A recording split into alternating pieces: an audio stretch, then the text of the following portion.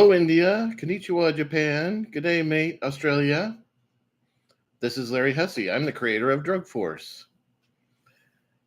And I would like to do the Drug Force cheer with you right now. Not for you, but with you, okay? Because I go and then you go. Ready? Drug Force. Good job, Lee Lee Lee. That's what we say when we're happy. So I'm happy to see you. I have one additional thing from my Dollar Tree haul. Is that I did not buy this, but it is back in stock. So I'm excited. As a coffee lover, I'm excited. My local Dollar Tree had back in stock Victor Allen caramel latte in a can. So I'm excited about that because Starbucks espresso and cream is $7.50 for a 4-pack. It's not It's not $5 for a 4-pack, the way it would be at Dollar Tree. It's like $7.50. So I wanted to let you know that. Check that off.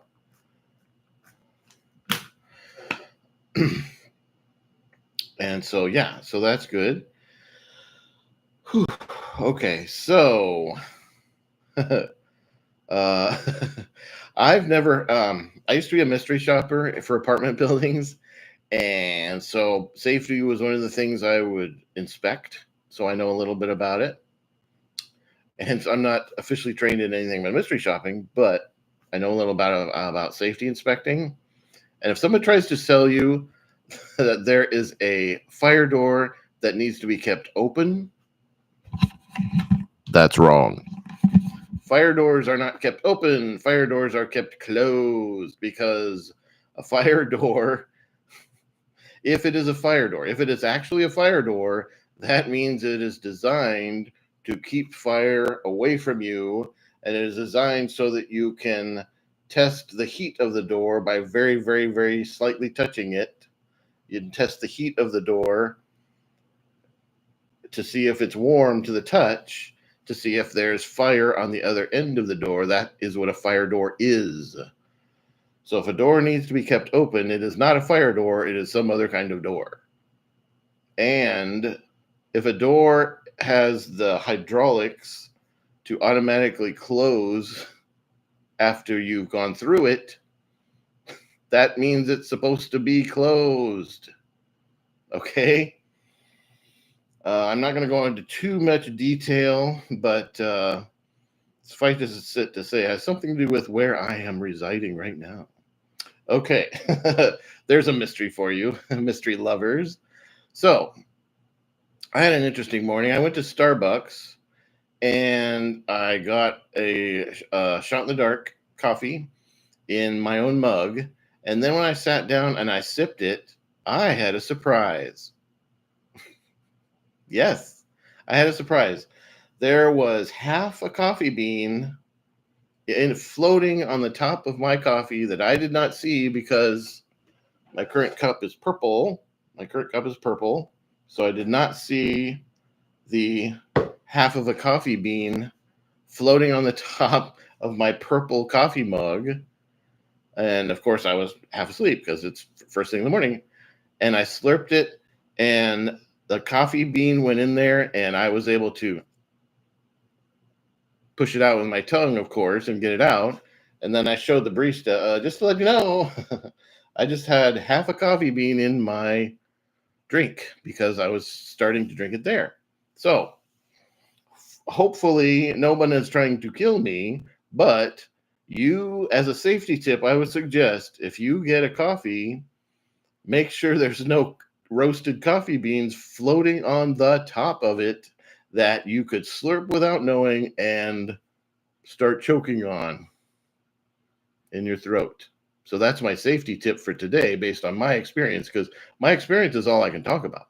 That's all I'm allowed to talk about on YouTube is my experience. So I left Starbucks feeling like James Bond, feeling like someone tried to kill me. Of course, they didn't. But of course, they weren't trying to kill me. But I was feeling like James Bond thwarting Blofeld or something by taking this roasted coffee bean out of my coffee and not letting it choke me to death. I was feeling like James Bond saves the day. So then I went to Fred Meyer, and Fred Meyer was, quote unquote, nice enough to change the music they were playing in their store. So after I was in for a minute or so, the music started. And the first song, I don't know what the song was, but part of the lyrics were, "You should commit suicide." Yeah, they played a song that where the lyrics included something like, "You should commit suicide," or "You probably shouldn't commit suicide." It was something about committing suicide. It was like, "You probably shouldn't commit suicide," or "You should probably commit suicide." It was, I don't know which way it was technically, but it was like, "You should commit suicide," basically was the winky winky message. It was like, "Don't commit suicide," wink, that kind of thing.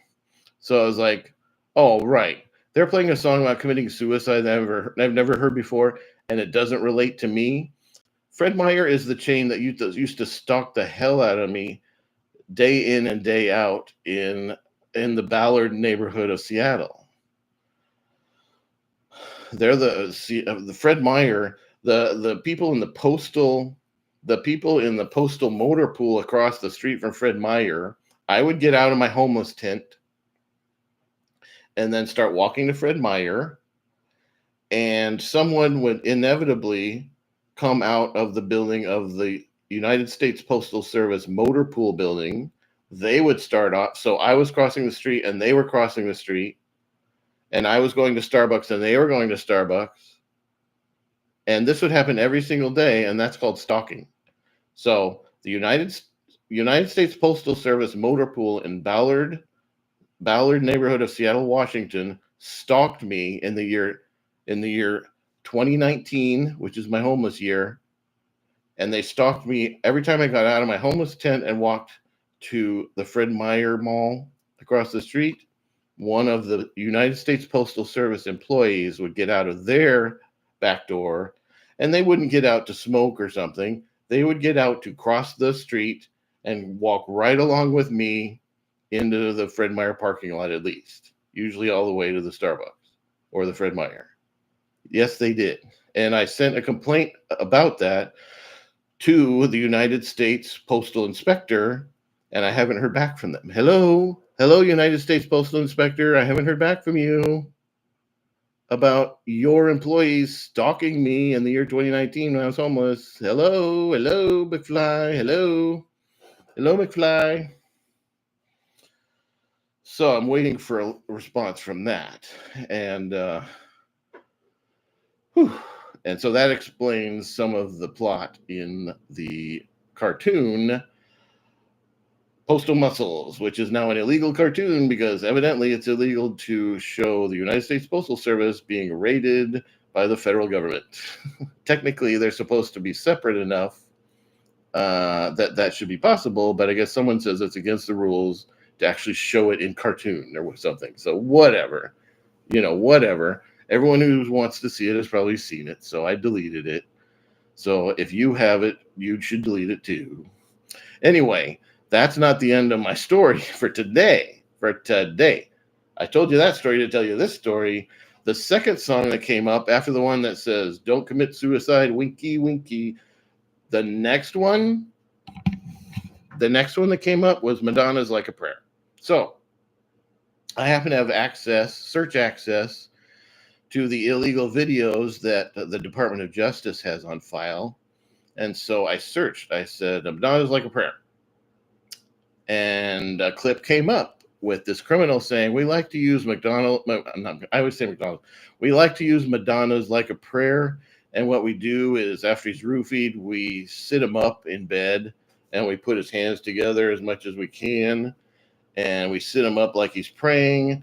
And then we video him and we make sure to play Madonna's Like a Prayer to show that he's praying that he's going to be free from all this roofing and gang stalking. But of course he's not. Of course he's not, winky, winky. Of course he's not going to. He's never going to be free." And so now that's how I know they used to use Madonna's Like a Prayer as the soundtrack music for roofing me and sitting me up in bed, putting my hands together somehow. I don't know. I was roofied at the time. GHB technically, I think. GHB is logically what it would be.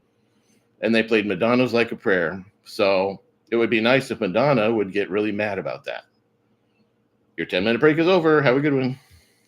But she doesn't have to.